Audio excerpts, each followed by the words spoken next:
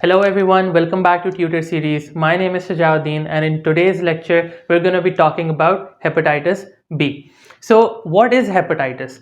Hepatitis. Hep means liver and itis always indicates inflammation, right? So hepatitis is inflammation of your liver. Now hepatitis isn't just specific to hepatitis B, but you can have hepatitis due to a lot of reasons. So it's a very non-specific condition, but it's specific to your liver, obviously. So the reasons in which you can have hepatitis is alcohol. Excessive alcoholic consumption can lead to hepatitis. Drugs, you have specific drugs that can lead to hepatitis. I mean, if you take paracetamol, so you can end up having hepatitis, excessive amounts, obviously. Apart from that, you have these hepatitis viruses A, B, C, D, E that can end up in liver inflammation. And you can also have non-alcoholic fatty liver disease. It can also cause hepatitis. So these are a few different causes of hepatitis, and amongst one of them is hepatitis B. So let's have a look. What is hepatitis B? Hepatitis B is a virus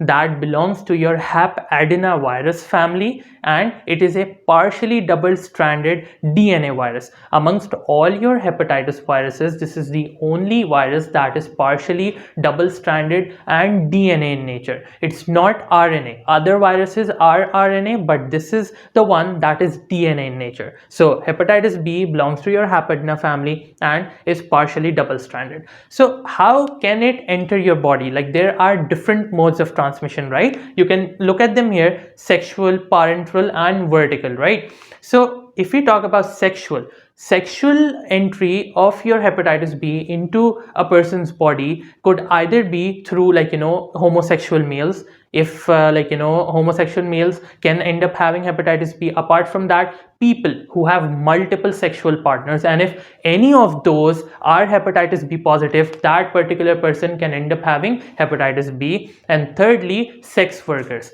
they are at risk of getting hepatitis B. So that is what these are the three things that come under your sexual category. Apart from that, in the parenteral category, you have blood transfusions. Anyone getting very regular blood transfusions can end up getting hepatitis B. But nowadays the risk of hepatitis B transmission through blood transfusions have decreased. Why? Because of blood screening methods. So you don't have hepatitis B very regularly infecting people through blood transfusions. Apart from that, someone who has end stage renal disease, if they have to go regular dialysis, there are chances that people who undergo hemodialysis can end up getting hepatitis B, because dialysis of a patient done if he or she is hepatitis B positive, and then the same dialyzer, if used on a normal patient, can get infected by hepatitis B. Apart from that, you have healthcare workers.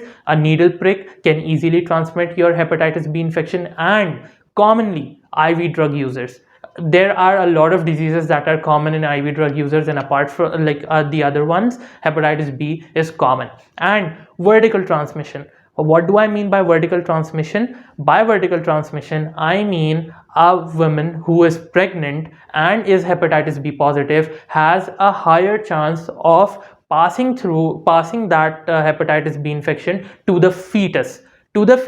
Not to a newborn, right? To the fetus. It is very important. Mother transmitting the infection to the fetus is what we call vertical transmission.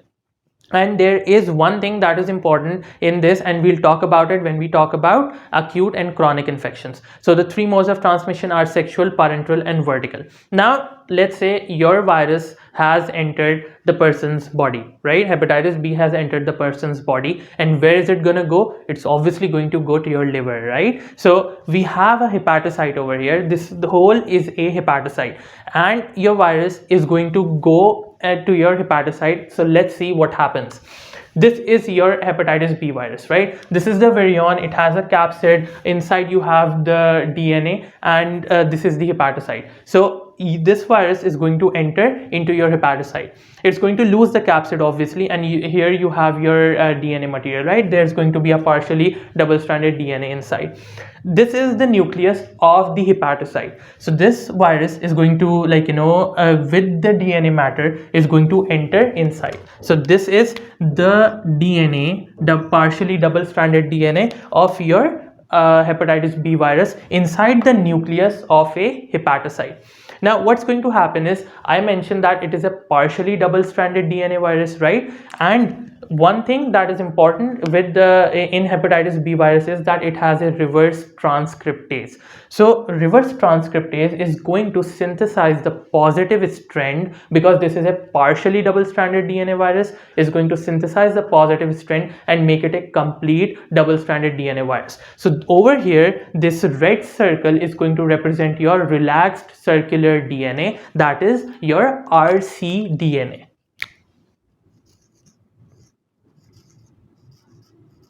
This is your rcDNA. Now this rcDNA is going to transform into a complete circular DNA, that is your ccDNA, through the host's enzymes that are not known.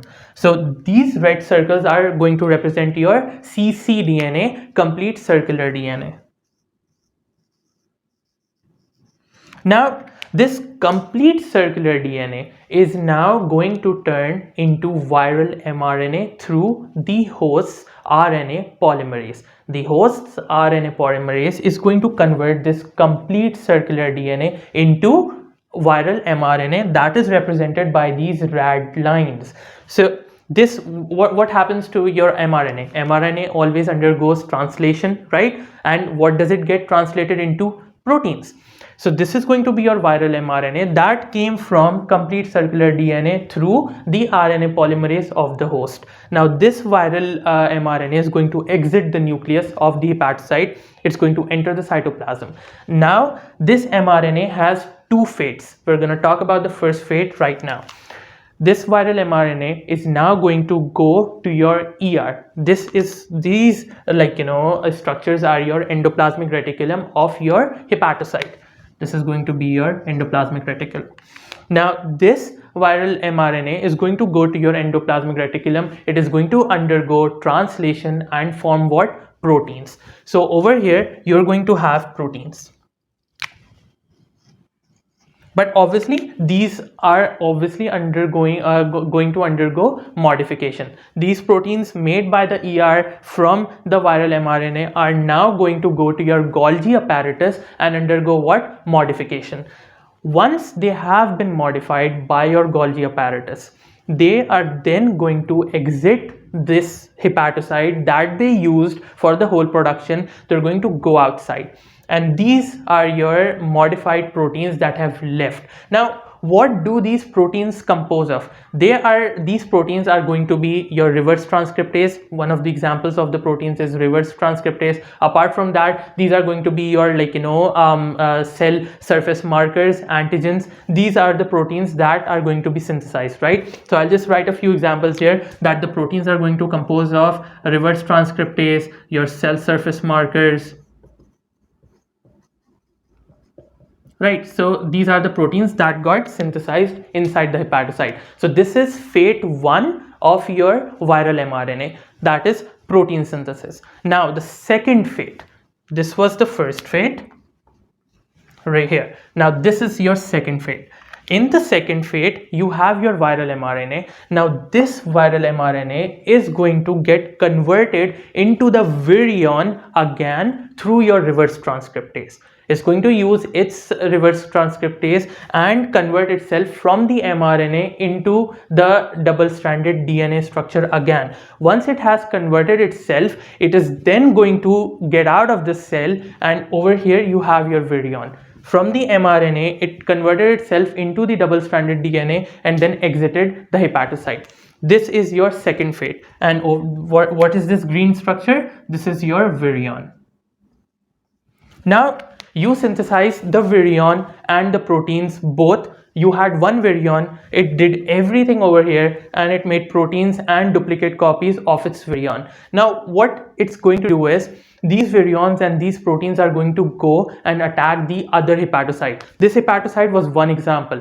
The liver is made up of numerous hepatocytes, right? So this is going to happen in all of them, majority of the hepatocytes. This virion is going to enter the hepatocytes, infect them. These proteins are going to get lodged onto the surface of the hepatocytes. Now When you have these viral abnormal proteins on the hepatocyte, your immune system, whenever it is going to come across these proteins, it's going to get triggered, right? So your body's lymphocytes, they're roaming around freely, like, in the blood, and as the blood, like, passes through your liver, it's going to come across these viral peptides that are abnormally expressed on your hepatocyte. Now, when it come across these different surface markers that are abnormal and shouldn't be present, the lymphocytes are going to signal a particular cell to initiate an immune response. Now, I want you guys to, like, pause and think about it. What cell could that be? I mean, this is a virus that is infecting your cells. So what cell acts against your viruses? Think about it. Think about the lymphocytes, in the lymphocyte family, CD8 lymphocytes, right? CD8 cytotoxic killer T cells are the ones that initiate an immune response against your viruses. So the lymphocytes, when they come across the abnormal proteins on the hepatocytes, it is going to signal your CD8 killer T cells to come and attack these cells, attack these proteins, and terminate the virus, right? Because you have an infection spreading through your hepatocytes. These CD8 cells, like I mentioned in my video on celiac disease, that these CD8 cells are very wild in nature. I mean, they're obviously going to try to terminate the virus, but in that, they're also going to destroy your hepatocyte. So along with the virus, they're also going to damage your hepatocytes. Now, when the virus has entered and it has mediated all of this, and it has made different copies, viral copies, protein copies, and express itself on different hepatocytes, the CD8 cells are now going to attack them one by one. So what's going to happen? You will have inflammation, obviously, and then you will have hepatocyte necrosis. Why? Because the CD8 cells are now mediating a damage against it. So obviously you can't just kill the virus and not kill your hepatocytes. So you will have hepatocyte necrosis along with inflammation.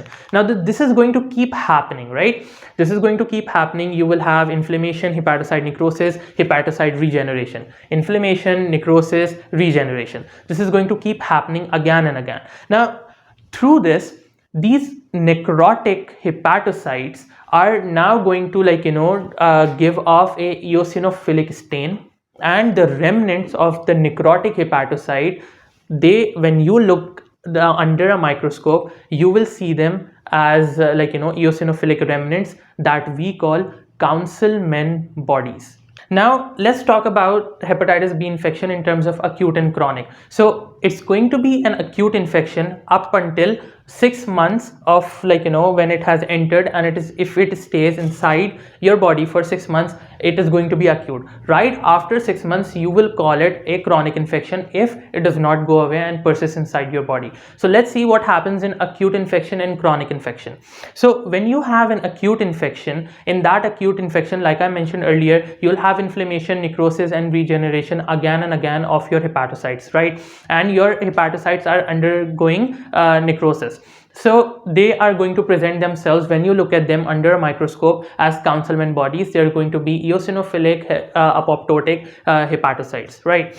So in the acute phase, what is the patient going to feel? Like, what are going to be the signs and symptoms? The patient is going to have fatigue, arthralgia, myalgia, weakness. They might have right upper quadrant pain, nausea, vomiting, jaundice. So these are going to be your vague symptoms in hepatitis B acute infection. Along with that, if you look under a microscope, what are the things that you will see? Like I said, you will have in the acute stage. Let me write it down here. Acute, that is less than 6 months, right? So the first thing that you will see under a microscope is Councilman bodies.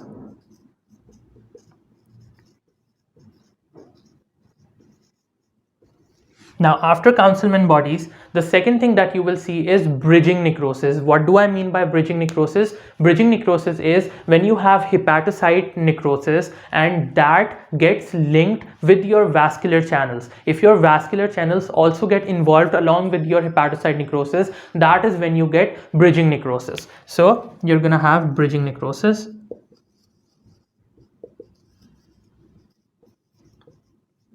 and you have specific macrophages that only reside inside your hepatocytes, that inside your liver, that are Kupffer cells, right? Kupffer cells are macrophages that are specific to your liver, so you will have Kupffer cell proliferation.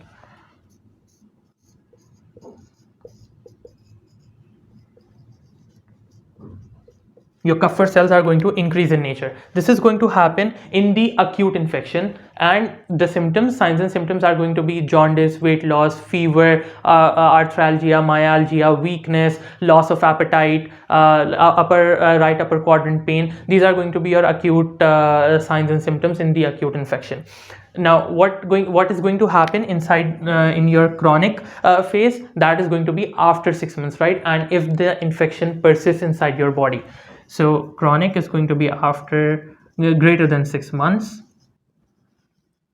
Now in the chronic phase, what are going to be your signs and symptoms? Obviously, there are chances that the patient might just be asymptomatic. I mean, it's chronic, right? So he just might be asymptomatic while the damage is still happening in his liver, but he might not show symptoms. And if they show symptoms, they're going to be obviously weight loss, loss of appetite, fatigue, weakness. These are going to be your vague symptoms in chronic infection of hepatitis B. Along with that, what would you see under the microscope? So the first thing that you would see is lymphoid aggregates. Why would you see lymphoid aggregates? Because you have CD8 cells constantly coming and attacking your hepatocytes, so you will find lymphocyte proliferation and aggregates.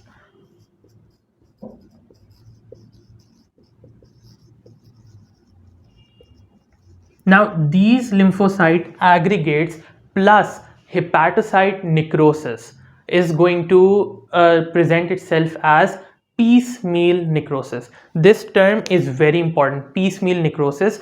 Piecemeal necrosis is your necrotic hepatocytes plus your CD8 killer cells. When you combine them, you would see piecemeal necrosis. Under the microscope, you will see a region with CD8 cells. CD8 cells are going to present themselves, and you will also see an adjacent hepatocyte necrosis area. So piecemeal necrosis is very important.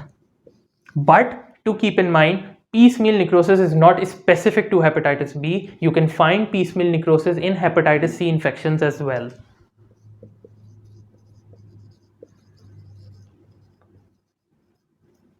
Now the third thing that is specific to your hepatitis B infection is ground glass appearance. Ground glass appearance, when you look under the microscope, is basically you will have hyperplasia of your endoplasmic reticulum. So let's just go through your foundations.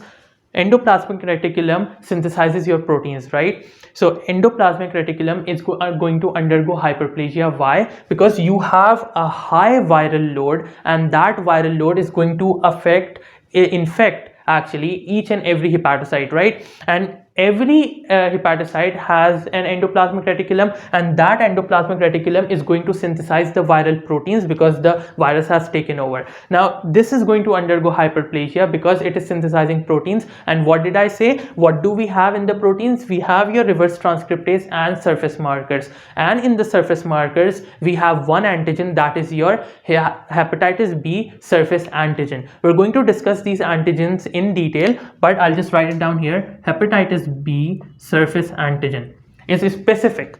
So hepatitis B surface antigen is going to reflect itself in the endoplasmic reticulum, and you will have endoplasmic reticulum hyperplasia. So when you look under the microscope, it gives an appearance of ground glass. So ground glass appearance is specific to hepatitis B only.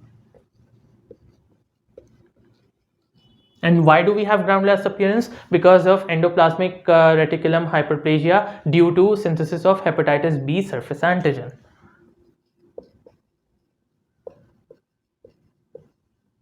Now, one thing to note, that in the chronic stage, like I said, what's happening? You have inflammation, you have necrosis of your hepatocyte, and then regeneration. If it has been happening for 1 month or 2 months, that's fine. But in the chronic stage, if it keeps happening for 6 months or more than 6 months, Now, in that case, due to constant necrosis and regeneration, there are chances of developing hepatocellular carcinoma due to obviously dysplasia of the hepatocytes, or you can go into cirrhosis, that is like, your liver becomes fibrotic. So in the chronic stage, there are chances that you might progress into like, liver failure, cirrhosis, or you might end up getting hepatocellular carcinoma, because this viral genome might end up incorporating itself inside the human DNA, into the human genome sequence, and you can end up having hepatocellular carcinoma because of resequencing of all your genes.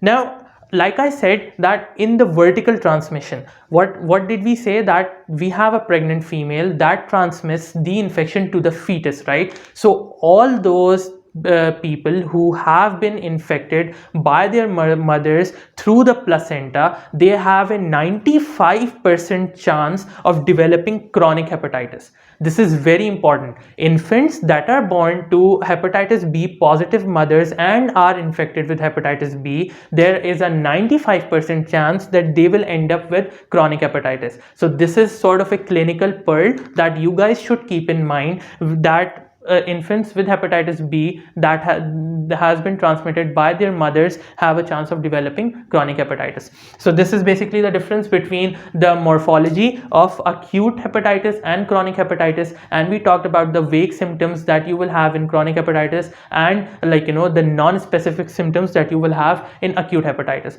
One thing to note, in chronic hepatitis you also end up having extra hepatic manifestations, that is polyarteritis nodosa, that is PAN. It is a type of small or medium-sized vasculitis, in which it is basically a vasculitis that happens in people who have been infected with hepatitis B. Apart from that, you can also end up having glomerulonephritis, so you can have nephritic syndrome because of hepatitis B. So this is what happens in acute and chronic hepatitis. So now let's have a look at the different antigens that are present on the virus itself, because they are going to help us investigate the patient, whether it is acute, chronic, whether they have resolved the infection, whether they're vaccinated or not. So let's have a look at that. Now let's have a look at the antigens, that what antigens do we have present on our hepatitis virus. So here we have the hepatitis virus, and we're gonna look at the different antigens, right? So you have hepatitis B surface antigen, that is first antigen.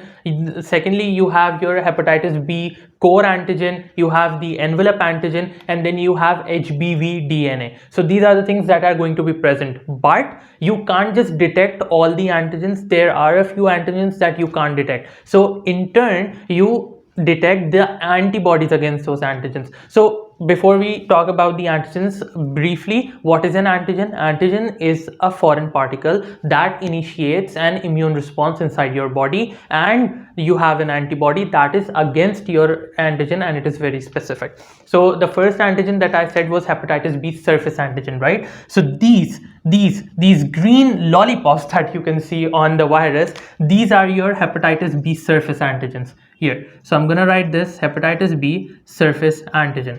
Now this is very specific. This antigen is present throughout your infection, but as soon as you get cured, that is when this antigen disappears and gets replaced by the antibody. So what I'm trying to say is, throughout the infection, be it acute or chronic, no matter how long the course of the infection is, you will have this antigen present throughout, but you won't have its antibody.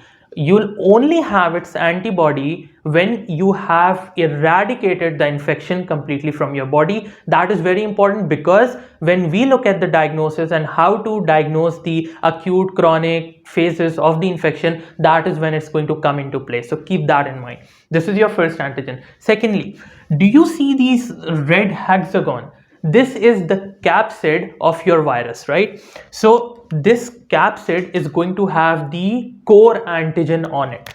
So this is your hepatitis B core antigen. Now, this is the antigen that you won't be able to detect inside the person's blood. I mean, you can look at the titer of the surface antigen, but you can't look at the titer of the core antigen. Can you think why? Try thinking out of the box. The reason is that this is inside the virus. This is against the capsid. So it does not escape the virus. It's inside the virus. Hence, you can't detect the levels of the core antigen, but you have an antibody against it, which is IgG or IgM. Against the core antigen, you have two antibodies, that is IgG or IgM. Now, when would you have IgG? When would you have IgM? Just think about it. IgM is going to be present in the acute phase, that is within the 6 months. After 6 months, the same core antibody is going to get replaced by IgG, right? So when it comes to core antigen, you can detect the core antibody. You can't detect the antigen inside the person's blood because it's inside the virus. These blue structures that are in between the capsid and your lipid layer is the envelope antigen. This is going to be your hepatitis B envelope antigen. This is very important when we have to decide that is the disease active or not active inside the patient.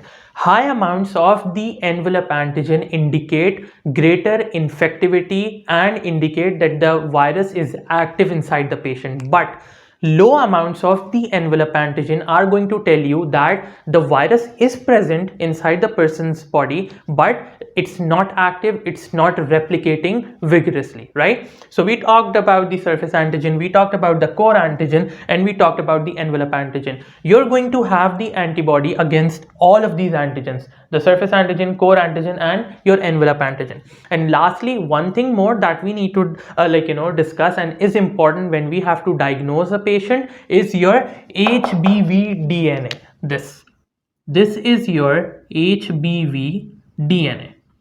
The amount of DNA present inside the person's body is going to tell you what? The same thing that the envelope antigen was telling you. High amounts of DNA are going to tell you the virus is present and it's active. A high viral load is there. Low amounts of DNA is going to tell you the virus is present, but it's inactive, it's not active, it's chronic, latent, whatever. But it's going to, the HBV DNA and the envelope antigen tell you that whether the virus is active or not, right? So these are the antigens that you find in the virus. Now let's have a look at different diseases, acute, chronic, resolved infection, and see what titers do we get and how to differentiate between the acute phase, the chronic phase, the vaccinated phase, and all, right? So let's have a look at that. So now you guys can see we have a table here and we have a lot of conditions written over here. The first condition is your acute infection, then you have the window period, resolved infection, active chronic infection, inactive chronic infection, and your vaccination. So we're going to talk about all these cases and see what is going to be the status of the different antigens and the antibodies. This is very important to note because if you suspect a patient of hepatitis B, you need to see what state are they in, because the state they're in is going to be relevant when you decide the patient's management. You need to have a perfect grip on this to diagnose a patient adequately. Now, the first thing that we have is the acute infection. So what I told you guys about the antigen, you need to remember that, and we're going to discuss what happens in the acute infection. So let's see. In the acute infection, that is the infection is acute in nature, less than 6 months, and it's your body and the virus, they're both fighting, right?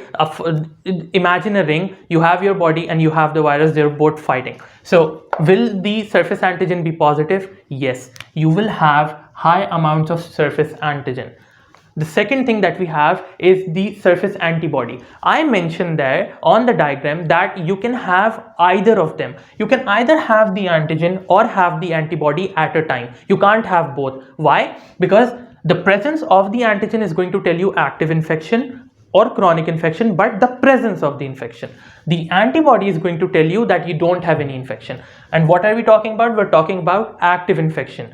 We have the antigen present. Will you have the antibody? No, you will not. so you won't have the surface antibody. The second thing that we have is the envelope antigen. Now, since this is an active infection, and I told you the envelope antigen is going to tell you whether the infection is active inside your body or not. Now, since we're talking about the active infection, yes, you will have the envelope antigen present in the body. The second is your envelope antigen antibody. Now, obviously, this is an active infection and you just came across the virus inside your body. So obviously your body is going to take time to develop the antibodies, right? So no, you won't have the antibody present as of yet. You won't. So no antibody of the envelope antigen inside your body. Now coming on to the core antibody. Now do you guys notice one thing? I have the antigen, its antibody, antigen, antibody, but I did not write the core antigen. I wrote the core antibody. Why? Because like I mentioned, you can't detect the core antibody antigen inside the patient's blood because it's against the core, against the capsid, and it's inside the virus, so it's not detectable. So what do we do for the core? We just simply see the levels of the core antibody. Now the core antibody, one thing to remember, the surface antigen is the first antigen to rise inside the patient's blood, and the core antibody is the first antibody to rise inside the patient's blood, right? So keep that in mind. First antigen to rise, first antibody to rise.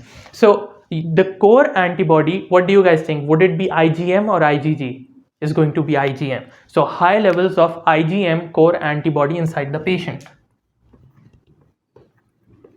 And HBV DNA, yes, you would have HBV DNA inside the patient, but in the acute infection, it's not really that significant whether it's high or not, because you have these antigens that are telling you whether the infection is active or not, especially this IgM. IgM core antibody tells you that it is acute in nature, because if it were chronic, what would this be? It would be IgG. Now let's come on to the second case. The second case is the window period. Now before I tell you guys what is going to happen in the window period, imagine the window period like this. You have a match going on. Imagine a ring, and you have the body and the virus fighting, right? They have both fought really hard and they're both on the ground now, right? This is the window period. They're both on the ground, and to win the match, either of the parties just need to throw in the last punch. If the virus throws in the last punch, the virus wins and you end up in the chronic stage of the infection.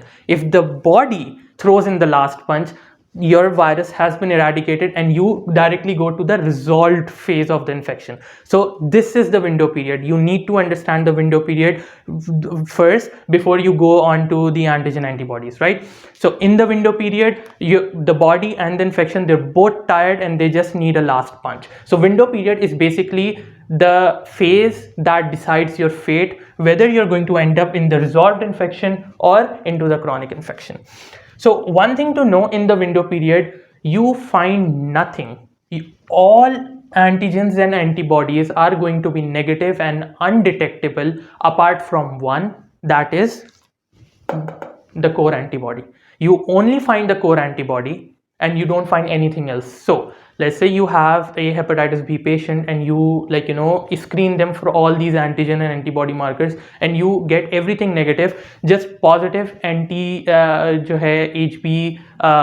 core antibody. That would mean that the patient is in the window phase. So no antigen, no surface antigen, no antibody. Obviously you won't have the envelope antigen here, you won't have the envelope antibody, you will have the core antibody present. This could be two things. If the window period comes before 6 months, like within 6 months, this core antibody would be IgM in nature. And if the window period happens after 6 months of the initial infection, you would have IgG antibody. And HBV DNA, it's going to be insignificant again, because right now you are in the window period, right?